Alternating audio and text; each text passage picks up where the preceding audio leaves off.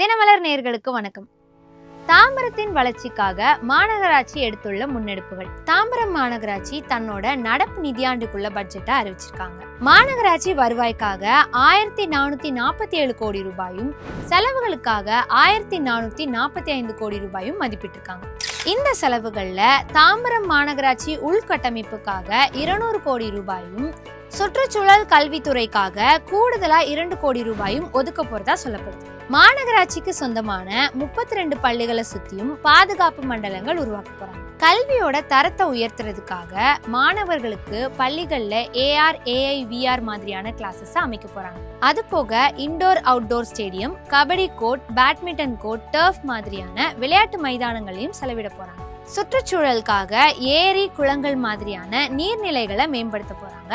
அது போக ஒரு சென்சரி பார்க் அமைக்க போறதா மாநகராட்சி அறிவிச்சிருக்காங்க. மேலும் இது போன்ற தகவல்களுக்கு தினமலரை ஃபாலோ பண்ணுங்க.